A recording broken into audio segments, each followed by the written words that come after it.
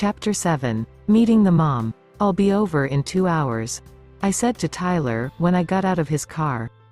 He nodded his head, before turning the car in the direction of his house to park. When I got into my house, I went up to my room and did my homework. 1 hour later, I took a shower and now I was trying to figure out what to wear. I didn't know what kind of person Tyler's mom was and frankly, I didn't want to screw it up for him. After 10 minutes more of indecision, I finally settled on a simple dress. It was a mere casual dress that was lime green, patterned with a few flowers. I didn't do anything to my hair. I let it hang loose in its natural curl. I slipped on a black slipper and went downstairs. While I was getting ready, Sarah had came home and now she was in the kitchen getting dinner started. "Hey Sarah." She looked around at my voice. "Oh hey, want to help me with dinner?" she asked hopefully. I look at her, regretfully.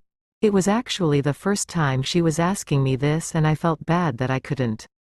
"I'm sorry. I can't. I'm actually going over next door to have dinner with the Kings. Mrs. King asked me over." I said. I hope she saw how sorry I was and that I'm not trying to get out of doing this with her.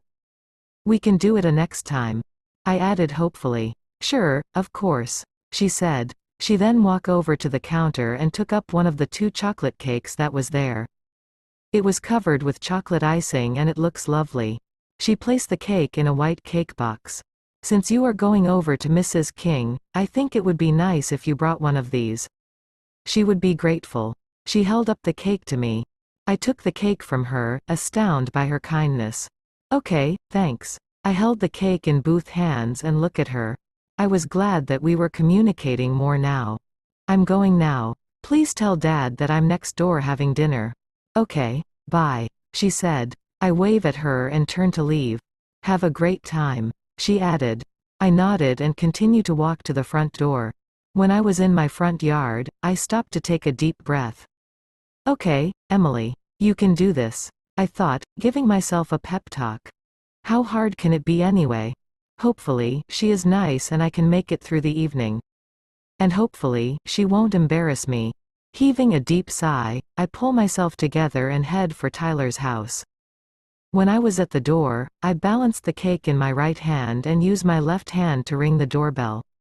When the sound went off, I stood and waited, shifting from one foot to the next in nervous anticipation. Finally, the door opened revealing a woman. I've always seen her a few times from my house, but it was the first time I'm seeing her up close. She had green eyes like Tyler's. However, her hair was blonde, while Tyler had brown hair. She wore a bright smile on her face as she looks at me. "Hello. You must be Emily." I smile hesitantly at her, not sure how to react. "Yes I am." Mrs. King pushes the door open wider and step aside. "Oh, please come in. I'm so happy to meet you." I step inside the house, relaxing completely. She seemed like a nice lady. I return her smile. "I'm so happy to meet you too, Mrs. King," I said sincerely. She fanned her hand. "Oh please, call me Rachel. Mrs. King is too formal and it make me feel old." She laughs lightheartedly. I couldn't help but laugh too. "Okay," I said. Remembering that the cake was in my hands, I held it up to her. "This is for you. My stepmother baked it." "Oh lovely," she said, taking the cake from me. "Thank you, dear, and please tell her thanks for me as well." "I will," I said. I barely got the words out, when she continued. "Oh my, I'm such a bad neighbor. I've been here a year now and I still haven't gotten the chance to meet my neighbors." She chuckled to herself. "I will have to introduce myself to your stepmother one of these days." She turned to look at me then. Please, have a seat." She pointed to the couches in the living room. "I'm going to put this in the kitchen," she added as she turned away from me. She stopped at the bottom of the stairs. Chapter 8. Baby Pictures and Bruised Ego. The dinner was delicious and Rachel was great dinner company. I ate every single thing, which Rachel was delighted about. When we were finished eating, Rachel went to the kitchen and came back with slices of the chocolate cake that I had brought earlier. Even though I couldn't eat anything more, I accepted the offered slice.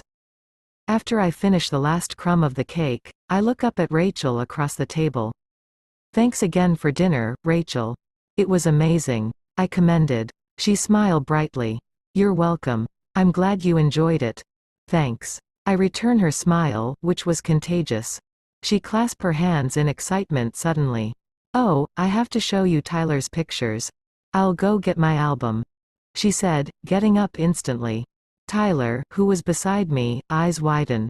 No, Mom. I don't think that is necessary. Emily has to leave now anyways, he said quickly, trying to stop his mother. His mother brushed his comment aside.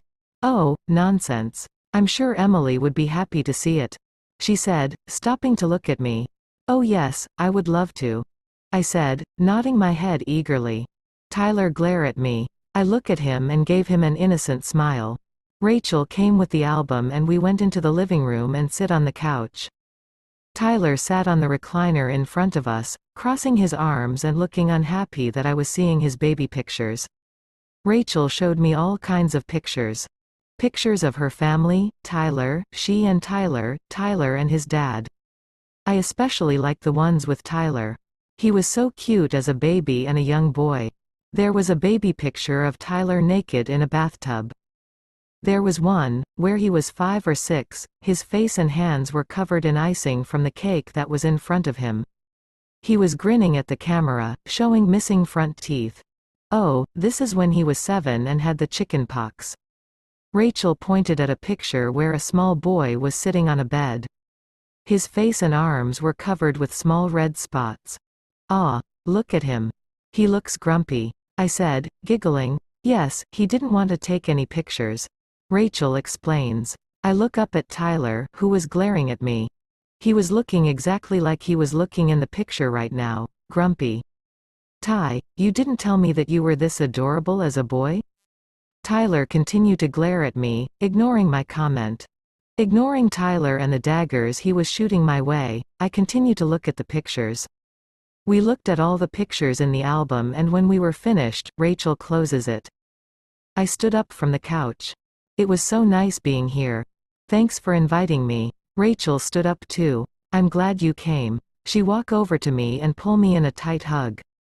She pulled back and looked at me. You are welcome here anytime, okay? Okay. I nodded. Do you want help with the dishes? She shook her head quickly. Oh no, dear. That's okay, but thanks for offering. Okay, I'm leaving now then. See you soon. I bid her goodbye and turned to Tyler, who had stood up too. He came beside me to walk me to the door. Tyler opened the front door and I step out. He stepped out after me. I turned to him, lifting an eyebrow. Where are you going? You don't need to follow me over to my house. It's a short walk and it's only 6:30 p.m. Believe me, I do. My mother expects me to walk you home. If I don't, she is going to give me an earful about how she raised me better, Tyler said. I nod my head in understanding and we walk over to my house in silence, until Tyler spoke. So, I see you enjoyed yourself looking at my baby pictures. Yep, I said. I then stood on my tiptoe and pinched his cheek. It was the highlight of my night actually. You were so adorable. He brushed my hands away. I don't know why Mom always need to show my pictures every time someone comes over. I grin, enjoying teasing him. Because they are so adorable. Okay, you've had your fun. When are you going to stop with those pictures? Tyler asked. We had just reached my front door and I turned to face him. I tapped my chin pretending to think. I don't know. Chapter 9. Expecting forgiveness. How is your fake dating with Tyler coming along? Tori asked on Wednesday. She was lying on her belly across her bed, swinging her feet in the air. As soon as we left school we head over to her house and was here talking about random things.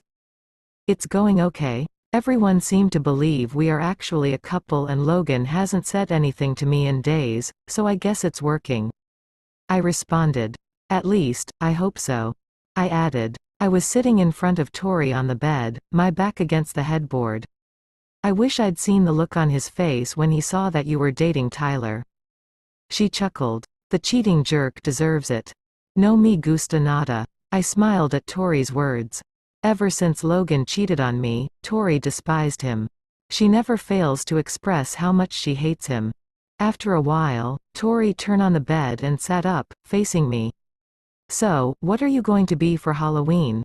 Aren't we too old to dress up for Halloween, Tori?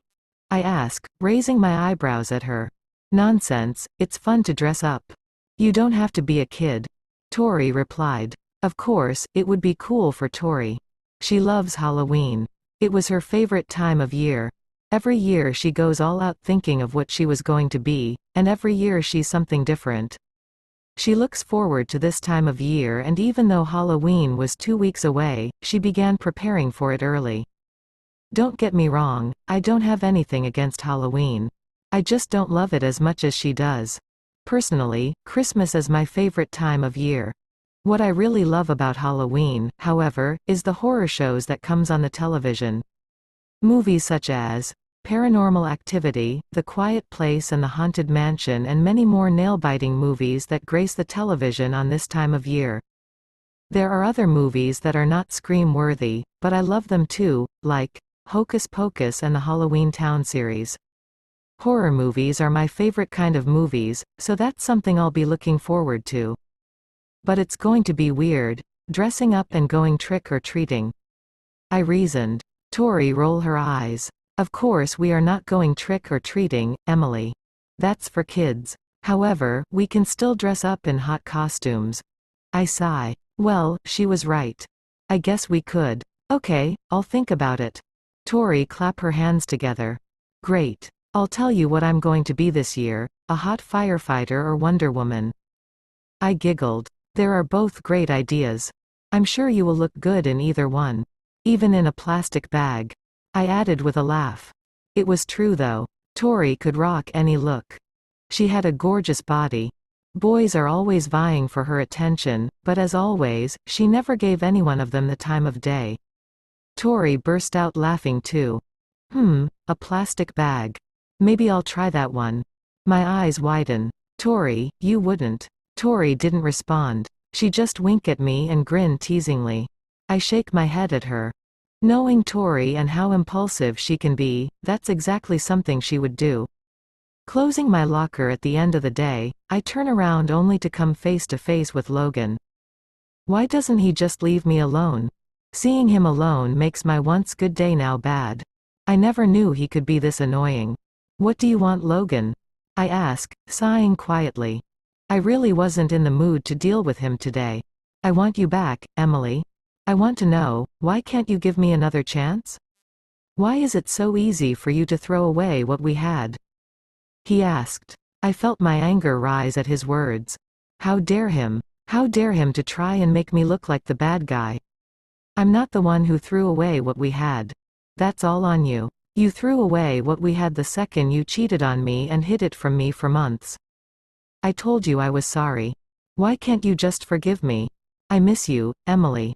He said, frustration in his voice. Why does he think that it's that easy to forgive him? He can't expect me to forget what he did. To trust him again. No. He may have took my pride and dignity by using me and taking me along for a joyride.